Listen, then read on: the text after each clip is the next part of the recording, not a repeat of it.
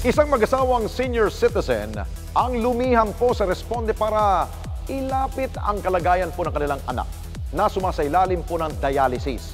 At dahil po may edad na, humingi na sila ng tulong at ang ating pong naging Responde, maging na mga sangay ng pamahalaan, panuurin po natin. Gagawin ng isang magulang ang lahat, lalo na kung para sa kapakanan ng kanyang anak na may sakit. Itong nagtulak kay Tatay Joel na sumulat sa ating programa para ilapit ang kondisyon ng kanyang anak.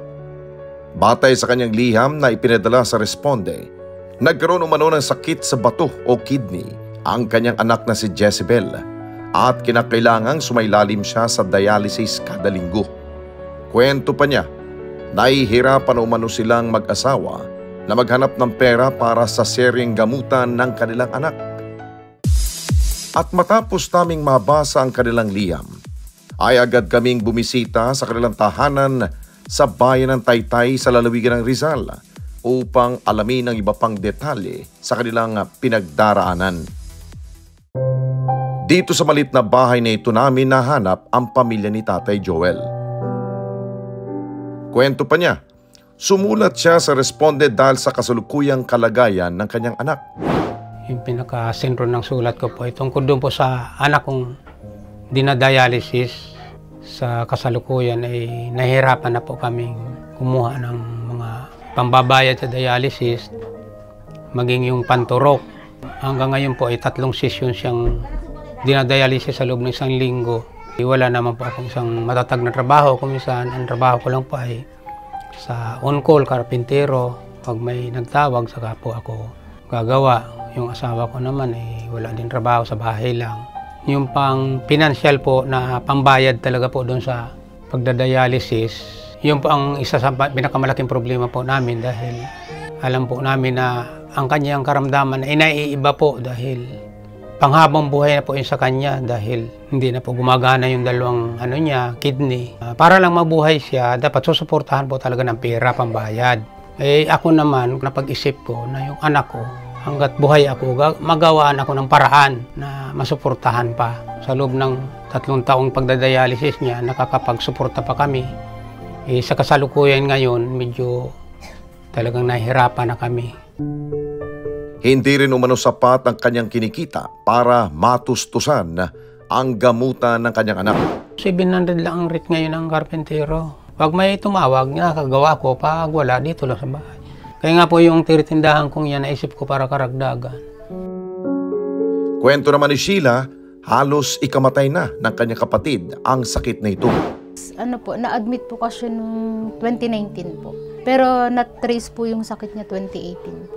Kailangan na po kasi niya mag-emergency dialysis. Itinakbo po namin siya sa Rizal Medical, sa Pineda, Pasig po. Wala pong nag-service sa amin ng ambulance nun. Napilitan kami mag-commute. Hirap na po pala siya nun. Kasi kailangan na po talaga niya ma-confine dahil hindi po kasi normal yung BP niya at mataas na din po yung creatinine. In-admit na po namin siya, kasama ko po yung nanay ko. Na-trap po kami ng traffic noon . Nabali, po siya, namatay na po siya sa taxi. Bali, dead on arrival na po siya nung ibinaba sa emergency po. Nirevive po siya sa ER. Bukod po kasi sa komplikasyon niyang high blood, sa lifestyle po mahilig po siya sa maaalat noon. Tsaka bihira lang po magtubig. Mas madalas po yung mga juice. Siguro soft drinks, ganyan. Kaya yung diagnose niya po ng doktor, stage 5 na. Stage 5, kidney chronic disease po. Bali, 2 kidney na po yung sira sa kanya. At dahil sa sakit nito sa bato, hindi lang pinansyal ang kanilang problema, kundi maging ang iba pa nitong pangangailangan. Bukod po sa financial, mahirap po dahil marami na pong bawal. Lalong-lalo na po sa tubig. Kasi ang tubig po nila sa mga may kidney failure po, 1 litro lang sa 1 araw. Kailangan po hindi lumampas dun. Kasama po yung mga sabaw na inuulam. Kasi once po kasi na lumampas ng 1 litro yon, kung hindi po lumobo yung tiyan nila, yung tubig mapupunta sa paa, tsaka sa mukha. Para po sila kasing salbabida pagka lumampas yung tubig, lumulobo po. Ang mahirap po nun dahil wala kami oxygen dito. Mahipilitan po kami itakbo siya ng ospital para mag-oxygen.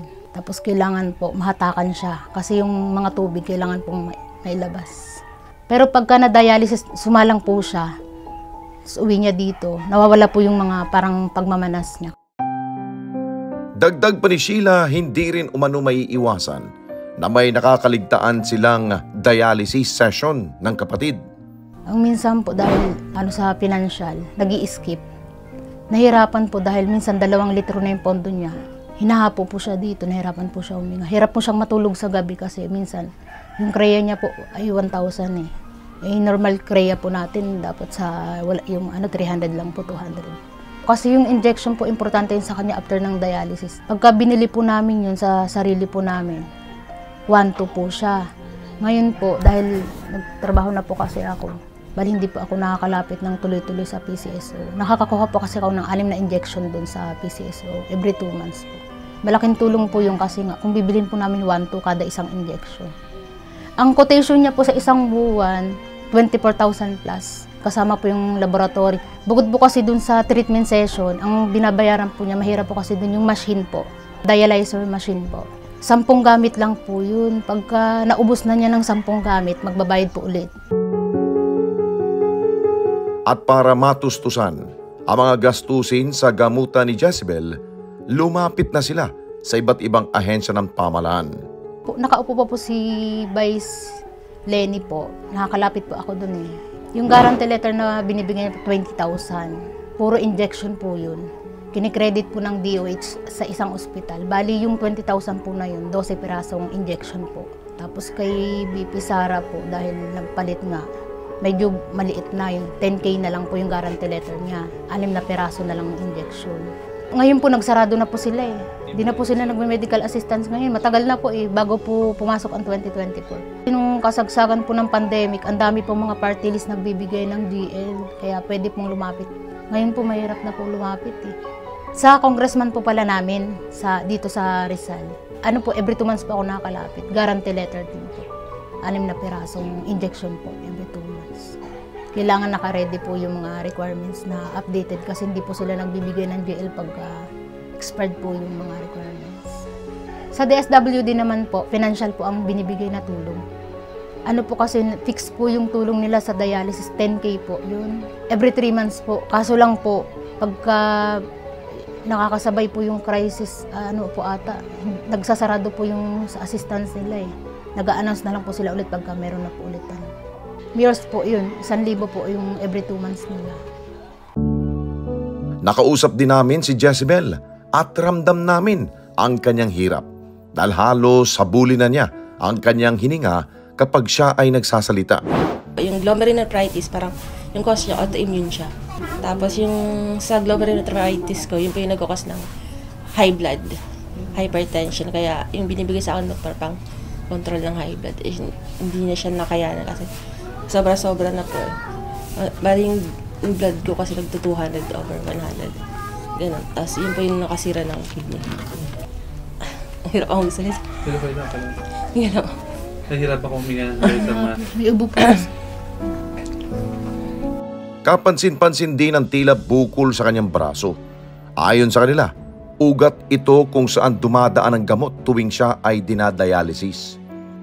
Hindi na rin pinalampas na mag-ama na muling manawagan ng tulong para sa gamutan ni Jezebel. Ako po ay nananawagan sa mga kapwa ko po Pilipino na may puso pong handang tumulong dahil ang aking anak po sa kasalukuyan ay ang kanyang karamdaman po ay habang buhay na paggugugulan ng halaga ng salapi.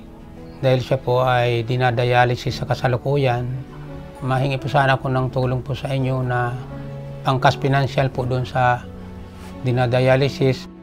Kung may gusto pong tumulong sa amin na para sa kapatid ko, bibigay po kahit konting tulong para sa kapatid ko. Maraming salamat po. Hindi na kami nag-aksaya ng oras at agad na naming ibinigay ang ating responde para sa kanila. Dahil bit-bit na namin ang ilang pagkain na makatutulong para kay Jezebel at sa kanyang pamilya. Tayo may dala kayo para sa inyo. Ito ang pagkain. Uy, papatong. Sila.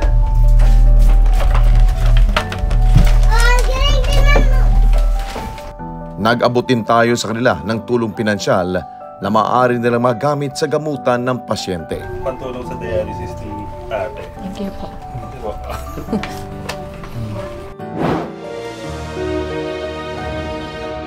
Napakasakit sa isang magulang na makitang nahihirapan ang kanyang anak dahil sa sakit ito.